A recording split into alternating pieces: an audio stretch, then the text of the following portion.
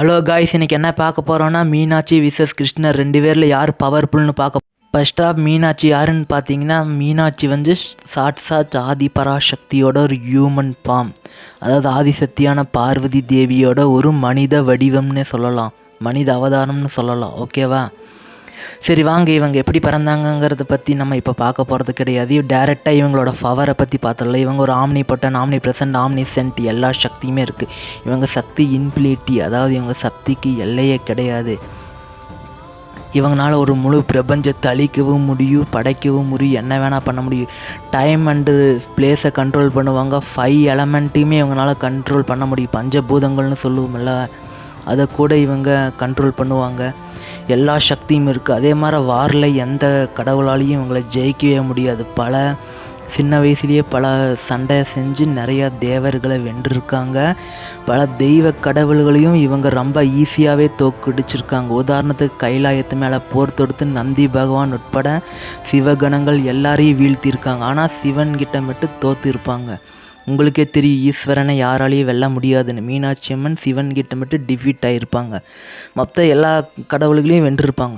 இவங்க சைஸ் ஆல்ட்ரேஷனுக்கு லிமிட்டே கிடையாது. இவங்களால சைஸை எவ்வளோ பெருசு வேணான்னு இன்க்ரீஸ் பண்ண முடியும், க்ரியேட் பண்ணிக்க முடியும்.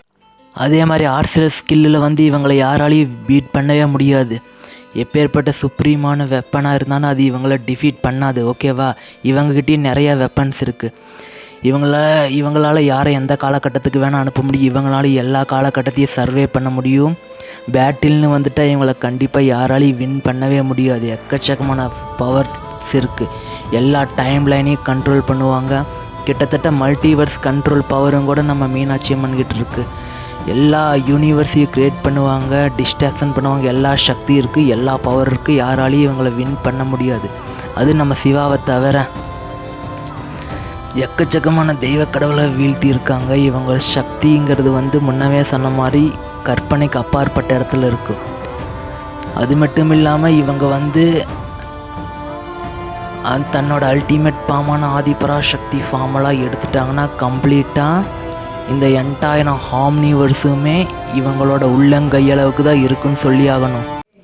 சரி, ஓகே, வாங்க இப்போ நம்ம கிருஷ்ணரை பற்றி பார்த்துடலாம். இவர் ஒரு ஆம்னி பொட்டன் தான், ஆம்னி ப்ரெசன்ட் தான், ஆம்னி சென்ட்டு தான். இவர்கிட்ட எல்லா சக்தியும் இருக்குது.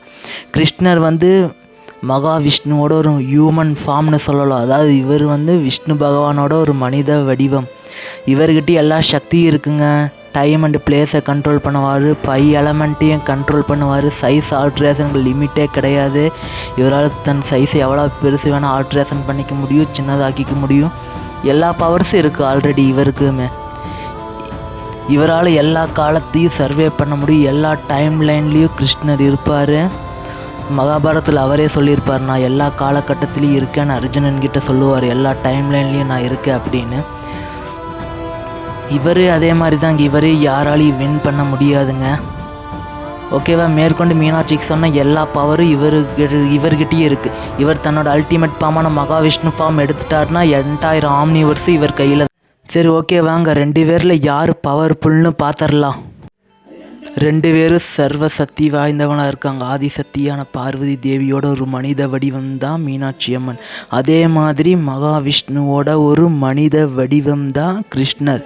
2 பேரும் சர்வத்தையும் ஆள்ற அளவுக்கு பவர்ஃபுல்லாக இருக்காங்க. 2 பேரும் ஆம்னி பொட்டன் பீமாக இருக்காங்க. எல்லா சக்தியும் 2 பேர் இருக்குது. ஓகேவா? இறுதி முடிவு சொல்கிறேன். ஓகே காய்ஸ், வாங்க இறுதி முடிவு எடுத்துடலாம். இப்போ வந்து நம்ம கிருஷ்ண பரமாத்மாவால் வந்து இப்போ நம்ம மீனாட்சி அம்மனை வீழ்த்த முடியுமா, தோற்கடிக்க முடியுமான்னு கேட்டிங்கன்னா அதுக்கான ஆன்சர் நோ. ஆமாங்க, டெஃபினெட்லியாக கிருஷ்ணரால் மீனாட்சி அம்மனை தோற்கடிக்க முடியாது. ஏன்னா அவங்க வந்து ஆதி பராசக்தியோட ஒரு சுப்ரியரான வடிவம்னு சொல்லி ஆகணும். அதே மாதிரி மீனாட்சி அம்மனாலையும் நம்ம கிருஷ்ண பரமாத்மாவை தோற்கடிக்க முடியாது. ஏன்னா அவர் மகாவிஷ்ணுவோட ஒரு சுப்ரியரான வடிவம்னு சொல்லி ஆகணும். 2 பேருக்கு கொடுக்கப்பட்ட புராண அடிப்படையில் பார்த்திங்கன்னா 2 பேரும் பயங்கர பவர்ஃபுல்லான கடவுளாக தான் இருக்கிறாங்க. ஸோ இந்த மேட்ச் ஒரு ட்ரா லெவலில் தான் போகுமோ தவிர இதில் யாரும் வின் பண்ண மாட்டாங்க. ஸோ இந்த பேட்டில் யார் வின் பண்ணுவாங்கன்னு சொல்ல முடியாது. ஒருவேளை வந்து மீனாட்சி அம்மன் வின் பண்ணலாம், நம்ம கிருஷ்ண பரமாத்மாவை தோற்கடிக்கலாம். பல யுகங்கள் சண்டை போட்டு கிருஷ்ணரை மீனாட்சி அம்மன் வீழ்த்தவும் அவங்களால முடியாதுன்னு நம்ம சொல்ல முடியாது. ஏன்னா பல தெய்வ கடவுள்களை தோற்கடிச்சிருக்காங்க. ஏன் நம்ம சிவா விஷ்ணுக்கே நல்ல டஃப் ஃபைட் கொடுத்துருக்காங்க. பட் கிருஷ்ண பரமாத்மா வந்து அப்படி கிடையாது. அவர் எந்த கடவுள் கூட அதிகமாக சண்டை போட்டதில்லை. ஸோ இந்த அடிப்படையில் பார்த்திங்கன்னா மீனாட்சி அம்மன் பக்கம் ஒரு பாயிண்ட் இருக்குது வின் பண்ணுறதுக்கு.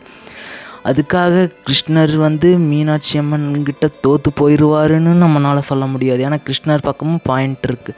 தனிப்பட்ட முறையில் பார்த்தா 2 பேரும் சர்வத்தையும் ஆடுறவங்களா இருக்காங்க. ஸோ இந்த மேட்ச் ட்ரா தான் ஆகும். Okay bye guys.